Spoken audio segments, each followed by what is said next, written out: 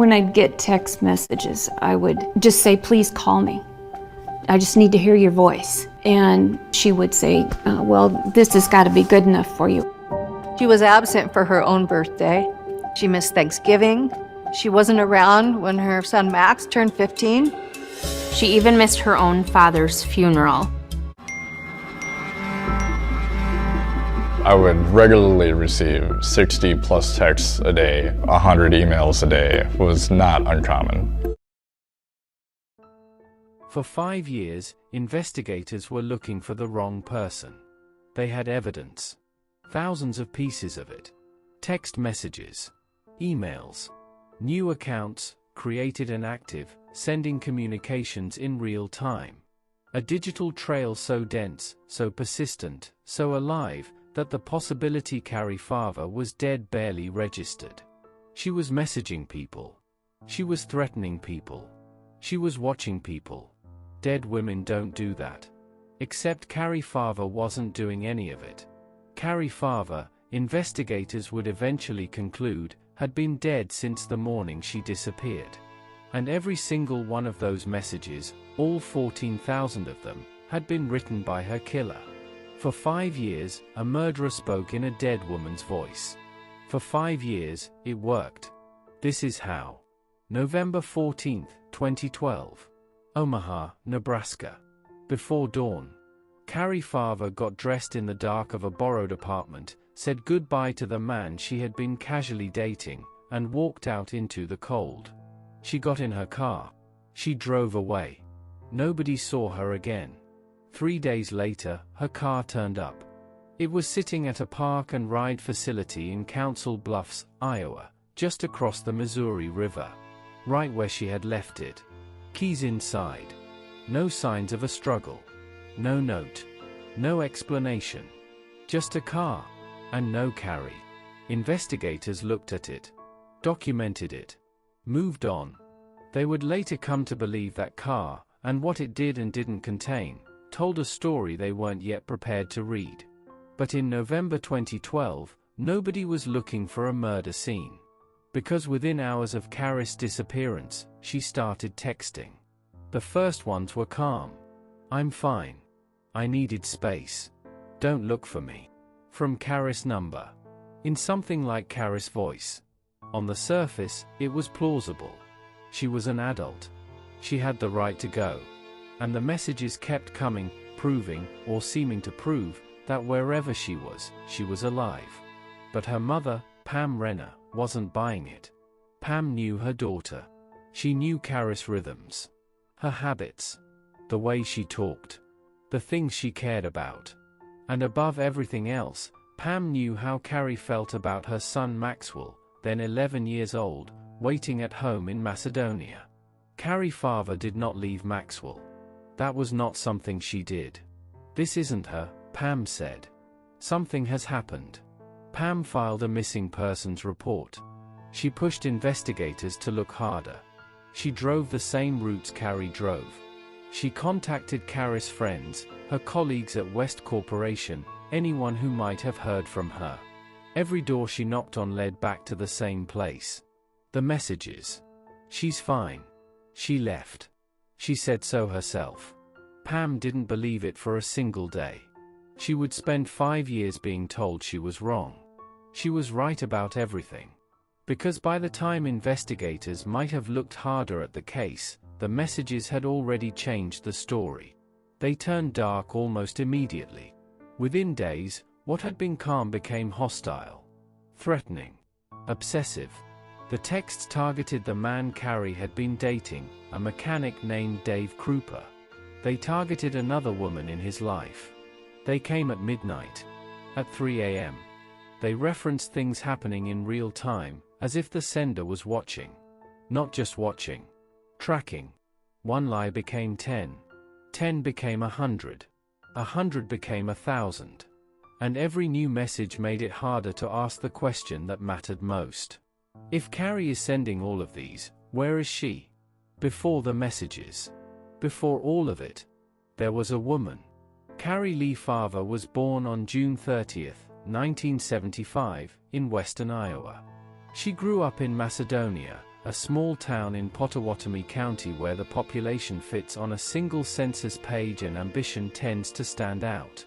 She had built a career as a computer programmer. She worked for West Corporation in Omaha, a real, demanding job in a technical field, commuting across the Missouri River, building something she could be proud of. People who worked with her described someone who was sharp, capable, independent. She was 37 years old. She had a mother who was her anchor and a son who was her world. Maxwell was 11 in November 2012. He expected his mother to come home. People who knew Cari would say the same things, over and over, in the years that followed. She wouldn't leave Maxwell. The messages don't sound right. Something happened to her. They were right about all of it. But the messages kept coming, and the people receiving them kept being told the same thing. Cari is alive. Cari is angry. Cari chose this. Maxwell was 11 when his mother disappeared. He would be 16 before anyone told him the truth. Dave Krupa was the last known person to see Cari Farver alive. He was a mechanic in Omaha. A father himself. Divorced, focused on his kids, navigating the same complicated arithmetic of single parenthood that Cari knew well. He had met Cari through an online dating platform in the fall of 2012. They connected quickly. According to accounts that would later emerge, Cari had seemed enthusiastic, perhaps more so than the casual framing of their arrangement suggested. There were messages from Cari, people close to the case later noted, indicating she was developing serious feelings. One message reportedly suggested she wanted to move in with him. Krupa found that intensity surprising. They had known each other only a matter of weeks. He was also, at the time, seeing someone else, a woman named Liz Golia, whom he had met not long before Cari. He had been upfront with both women. He wasn't looking for something serious. He had told them as much. That honesty would not protect him from what came next. When Cari disappeared, Dave Krupa became the obvious focal point. He was the last confirmed contact. His apartment was the last confirmed location. And the messages that started arriving almost immediately, messages full of accusation, obsession, blame, were addressed to him. Circled him. Returned to him again and again. Investigators knew all of this. Cari's family knew all of this. And in the months and years that followed, many people who followed the case found themselves asking the same question. Did Dave know more than he was saying? He filed police reports documenting the harassment. He cooperated with every request investigators made. He documented messages, provided records, answered questions. But the suspicion is a natural thing. Proximity to a missing woman casts a long shadow. And the obsessive quality of the messages, the way they fixated on Dave, tracked his movements, raged at him for things he did and didn't do, suggested a level of attachment that pointed somewhere close to him. Here is what investigators eventually concluded. Dave Krupa was innocent. Completely, unambiguously innocent. He wasn't a suspect. He was something more unsettling than that. He was the target. The entire campaign, thousands of messages, years of harassment, a surveillance operation that tracked his movements, his relationships, his daily life in real time, wasn't random. It was aimed at him. Precisely. Deliberately. By someone who had been in his life from the very beginning. Someone who, even as the investigation stumbled forward, was standing close enough to watch it fail. And close enough to make sure it kept failing. To understand what happened to Cari Farver, you have to understand the woman investigators would eventually conclude killed her. Liz Golia had met Dave Krupa shortly before Cari did, through the same online dating landscape. She was a mother herself, someone working through her own difficulties, someone who on the surface appeared to be living the quiet, complicated life that a lot of people in their 30s live. But from the start, people who knew her would later say, her attachment to Dave Krupa ran deeper than he knew.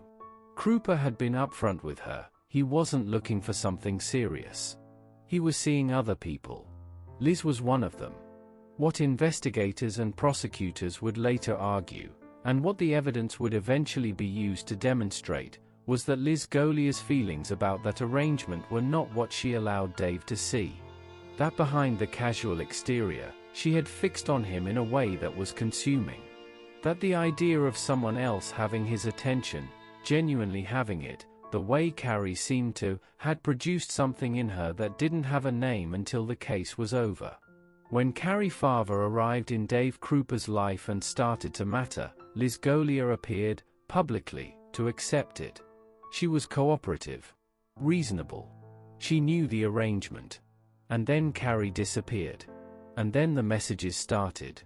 There's a question people ask about cases like this, about people who do what Liz Golia apparently did, and it's a question the evidence can answer only partially. How do you maintain a lie for 5 years? Part of it is desperation.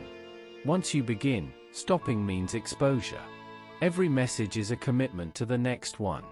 Every fake account is a wall that has to be maintained. Part of it is control. The campaign gave Golia something: proximity to Dave's life. Information. Influence. Every threatening message she sent in Cari's name kept Dave unsettled, kept him in contact with the police reports she was filing alongside him, kept her positioned as someone in his orbit rather than someone he might have moved past entirely. And part of it, the part that makes this case genuinely disturbing, is that it appeared to work. For 4 years and 11 months, it worked.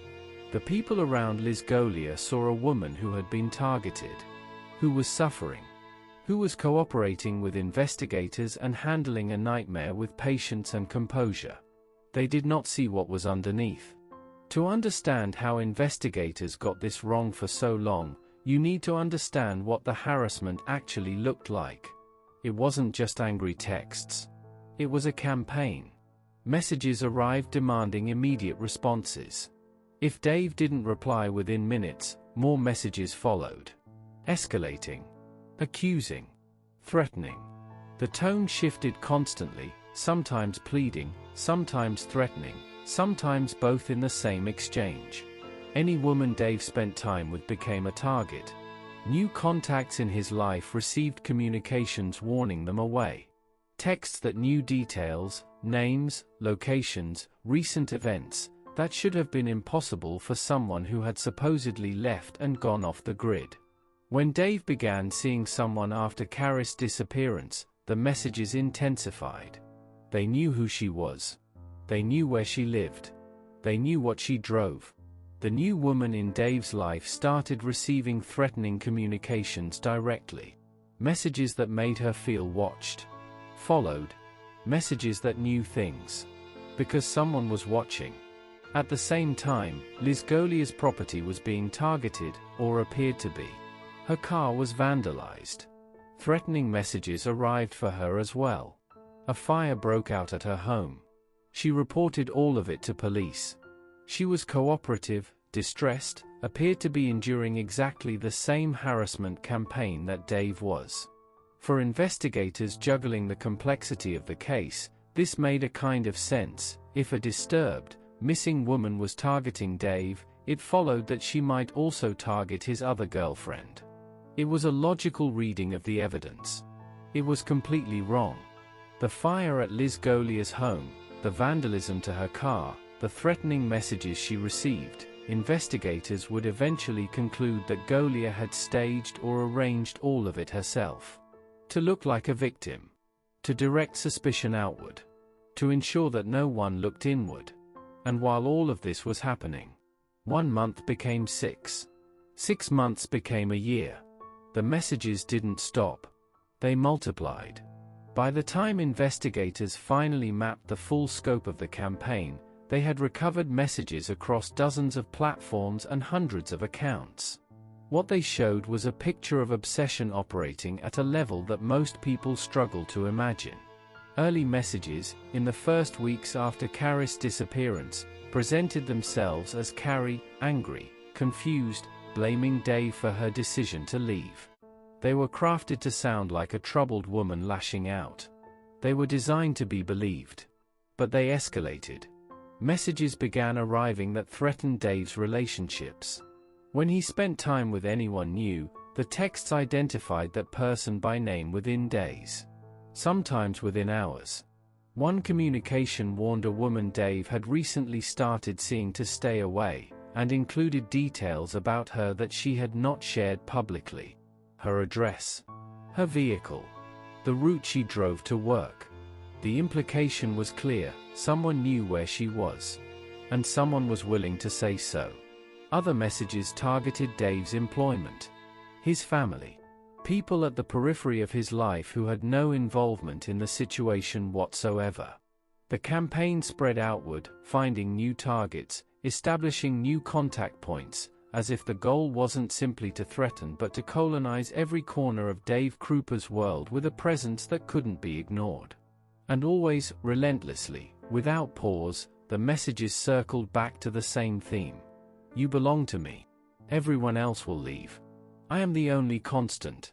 What investigators eventually understood, reading thousands of these messages in sequence, was that they weren't the communications of a woman in crisis.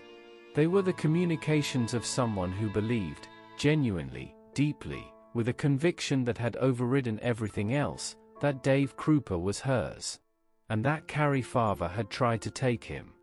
Here is something the case record makes uncomfortable to look at directly. Investigators had opportunities to ask harder questions earlier. They didn't. The first reports about the harassment were filed weeks after Cari's disappearance. Police documented the messages, took statements, and treated the situation as a harassment matter, an unusual one, given the missing persons report, but not necessarily a criminal one beyond that. The volume of messages should have been a red flag. A person experiencing a normal emotional crisis does not send thousands of communications across months. The sheer number suggested something other than grief or rage. It suggested management, operation, deliberate sustained effort. The adaptability of the messages should have been a red flag. They responded to real-time events with a specificity that required active monitoring of the people being targeted.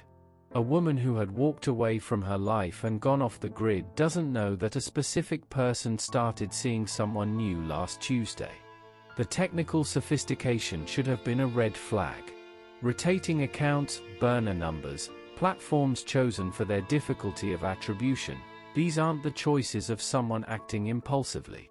These are the choices of someone who has thought carefully about how investigators work. Each of these things was noted, to some degree, in the case record. None of them, individually or together, pushed the investigation toward the conclusion that would eventually prove correct. Part of this is understandable. Investigators encounter harassment cases constantly. The digital landscape of the early 2010s was less well mapped than it is now. And the active digital communication from Cari's accounts created a presumption of life that was genuinely difficult to overcome without much stronger countervailing evidence. But the window in which Cari Farver's death might have been discovered sooner, the months in which a more aggressive response to the early warning signs might have saved years of deception, is something the people closest to this case have never stopped thinking about. Pam Renner has never stopped thinking about it. She knew something was wrong on day one. She was told, again and again, that the messages proved otherwise. She was right. And nobody listened. Whoever was running the campaign, and that word, running, is the right one, was operating with a discipline that strained comprehension. Texts from Cari's number. Emails from accounts in her name. Fake profiles. Burner numbers. Anonymous platforms rotated before investigators could pin them down. The infrastructure was constantly refreshed, constantly adapted, constantly alive. And all of it responding. When Dave spent time with someone new, the messages knew. When investigators got close to something, the messages shifted. This wasn't grief. This wasn't rage. This was someone who understood, with cold precision, exactly what they were doing, and why they needed to keep doing it. And while they did it, Pam Renner spent every available hour trying to find her daughter. She contacted investigators repeatedly. She raised the same concerns again and again. The messages don't sound like Cari. The behavior doesn't fit. Something has happened to her. Every time, the answer came back to the messages. She's in contact. She says she's fine. She's an adult. Pam knew her daughter was dead. She couldn't prove it. And meanwhile, Maxwell grew up. 12 years old. Then 13. 14. 15. Starting middle school without her. Celebrating birthdays without her. Finishing entire school years without a phone call, without a visit, without a mother at the door. And every year, messages arrived from the woman he had been told abandoned him. Messages that explained why she left. Messages that said she was doing fine. Messages that told a child, again and again, in the voice of the person who had taken her from him, that his mother had simply chosen not to come back. Every single one was a lie.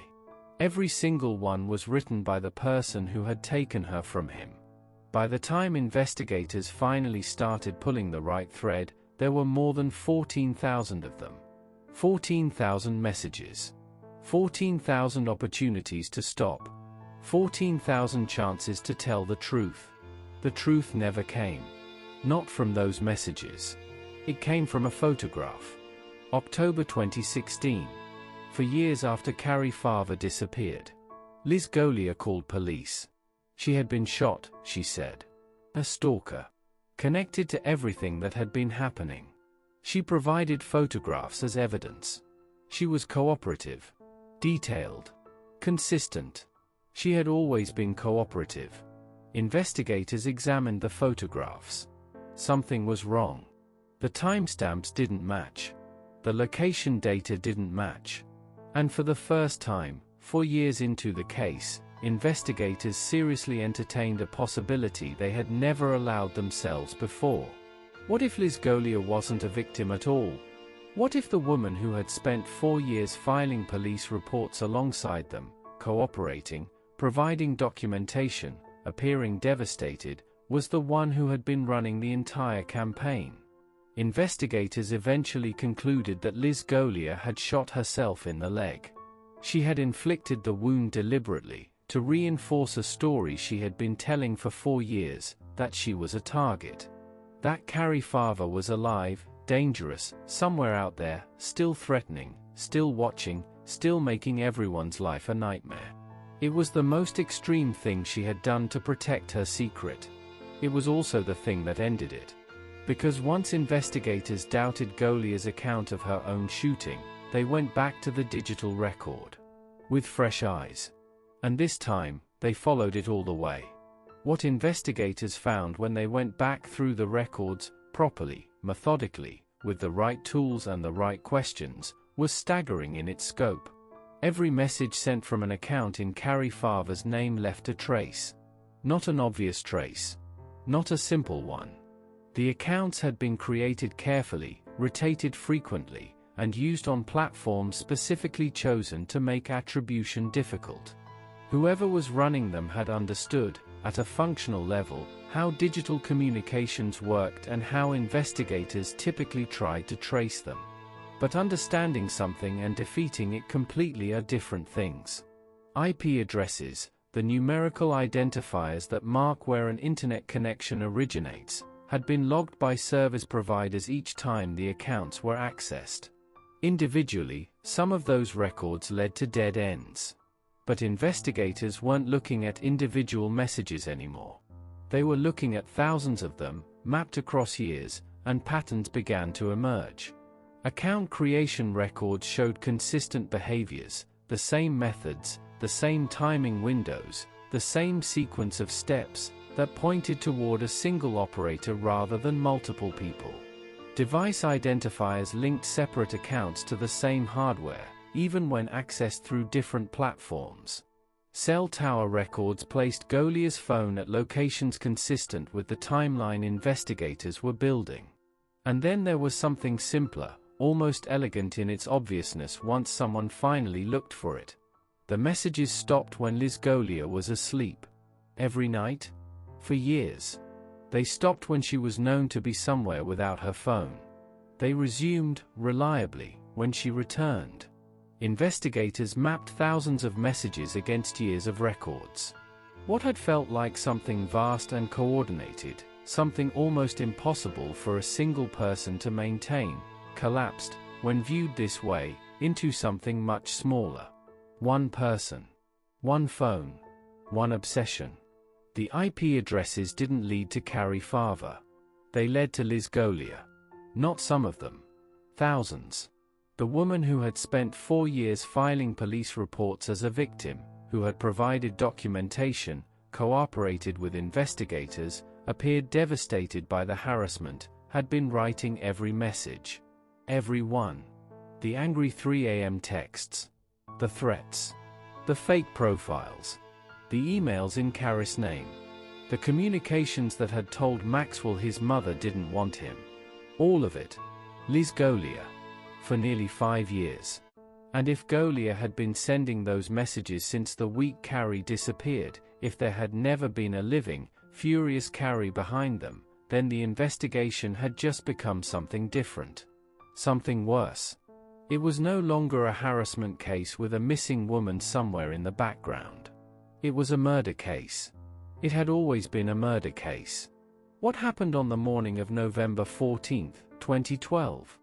Investigators conducted a full forensic examination of Liz Golia's devices. They were looking for the architecture of the harassment campaign.